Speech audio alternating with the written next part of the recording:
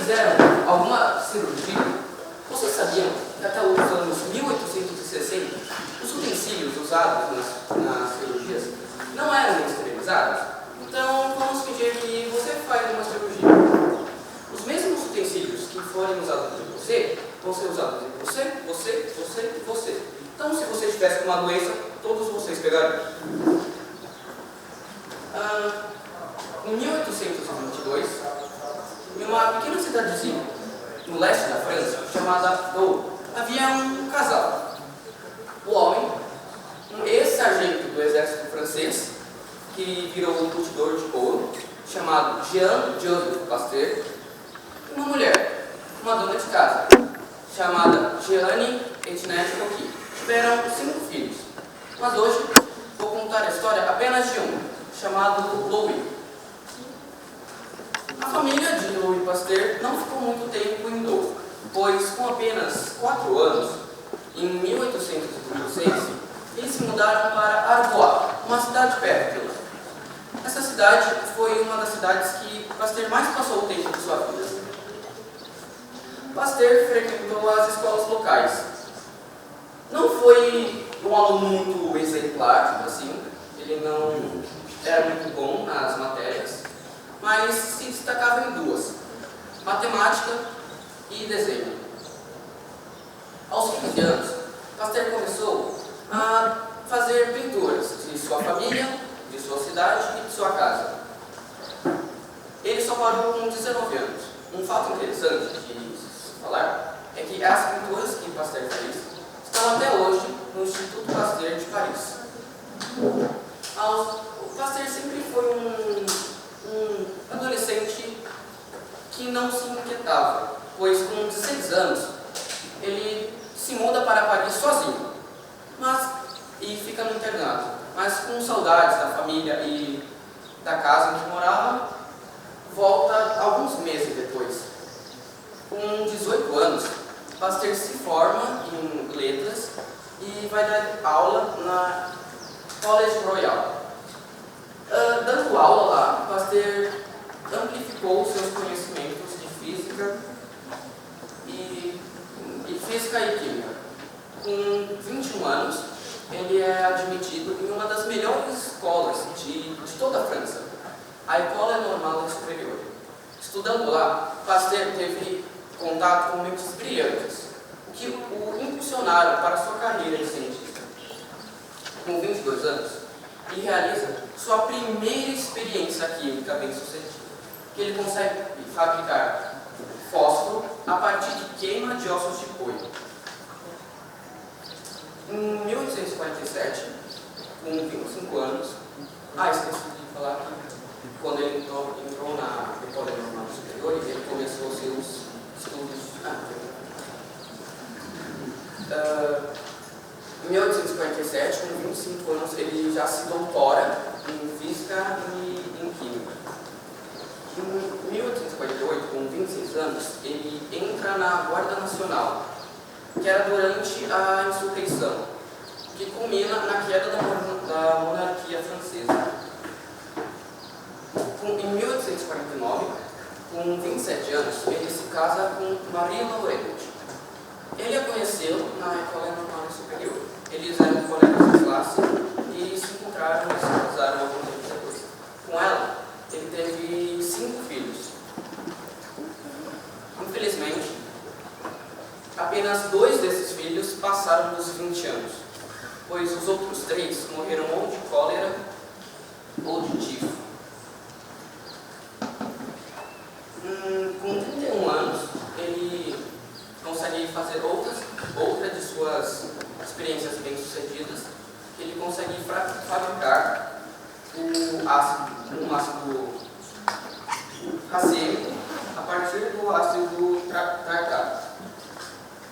Também nessa época, havia uma discussão muito grande entre os cientistas, que era sobre de onde vinha a vida, de onde ela surgia.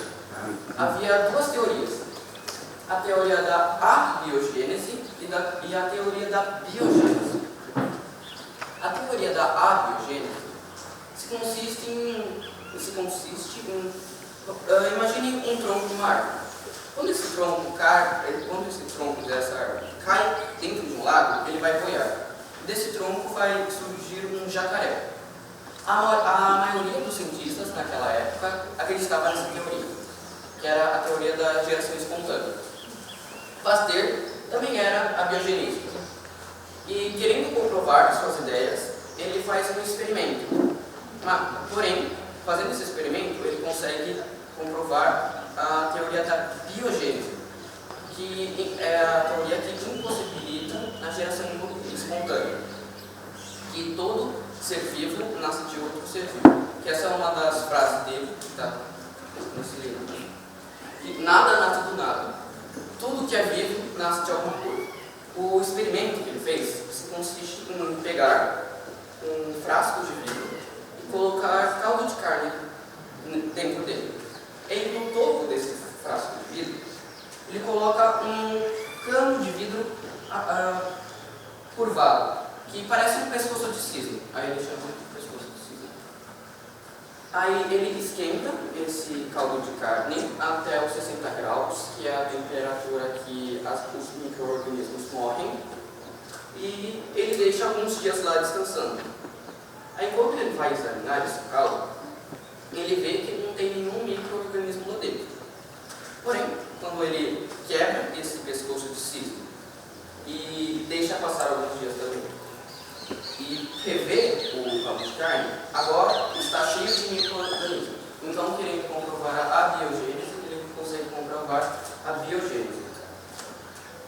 Também, nessa época, os produtores de vinho e cerveja estavam tendo muita dificuldade financeira, pois seus produtos estavam estragando, o vinho virando vinagre e a cerveja azedando.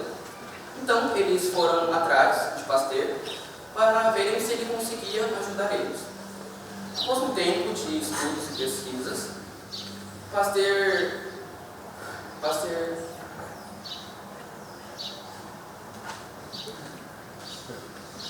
finalmente descobriu que a causadora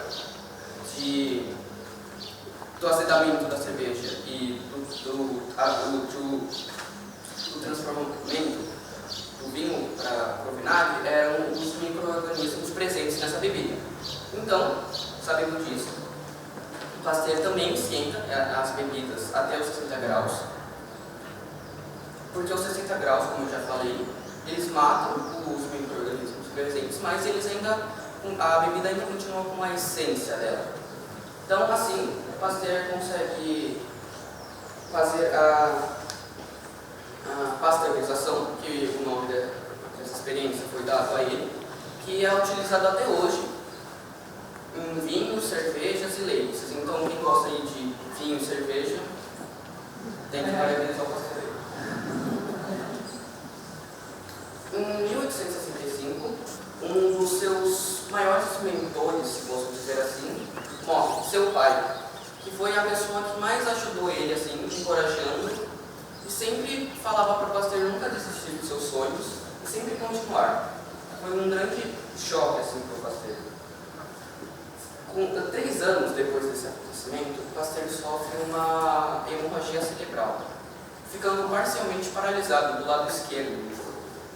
Isso prejudicou bastante Pasteur, mas não impossibilitou ele de continuar seus estudos.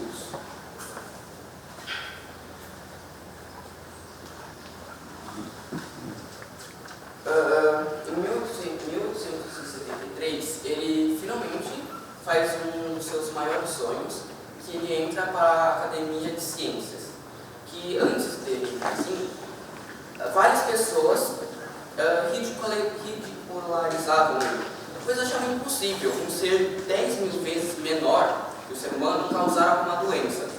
Uma dessas pessoas que ridicularizavam ele eram as pessoas que estudavam na Academia de Ciências, porque achavam Pasteur louco, por achar que micro-organismos podiam fazer algo mal para as pessoas.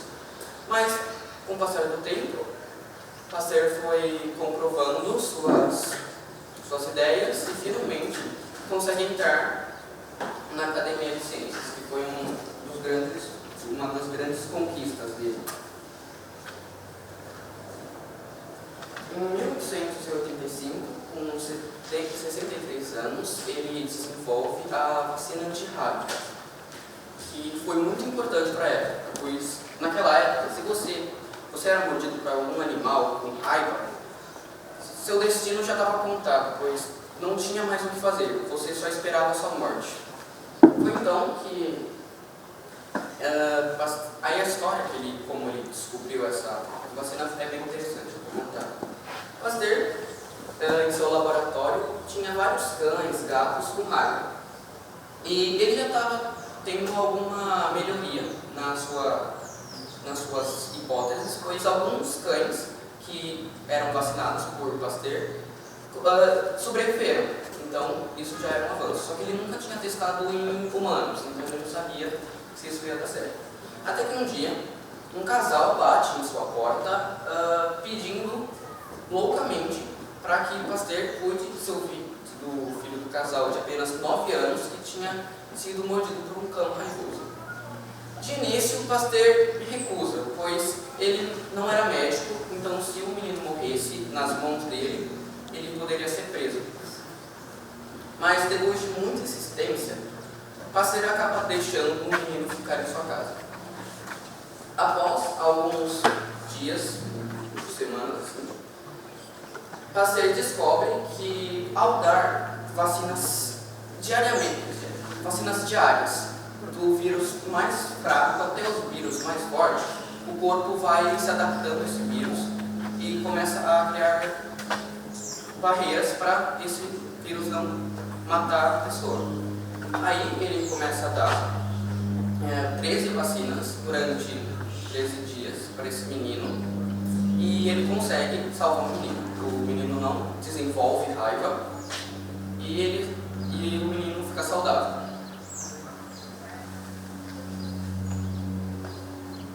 Em 1887, com 65 anos, ele realiza o seu maior sonho, que ele cria seu próprio instituto, o Instituto Pasteur, que em 1885 ele vira diretor desse instituto. As pessoas sempre perguntavam para Pasteur por que ele fazia essas coisas, por que ele perdia seu tempo estudando coisas que nem dava para ver. Pasteur sempre falava que não era por fama nem dinheiro, e sim para ajudar a humanidade, porque ele queria ver ela florescer e não queria que as pessoas morressem por doenças simples. Em 1894, com 72 anos, ele tem um ataque de uremia. A uremia é uma doença que ataca os rins e esses rins param de filtrar certas substâncias. E essas substâncias vão para o sangue e intoxicam a pessoa. E aí, em 1895, com 72 anos, Pasteur morre de insuficiência cardíaca, no dia 21 de setembro de 1940. O maior legado que Pasteur deixou foi seu instituto, que existe até hoje em Paris, e hoje em dia ele é mundial, com 26 filiais, nos 5 continentes. Esse instituto foi um dos primeiros institutos a conseguir isolar o vírus do HIV e em 2020 ajudou na luta contra a Covid.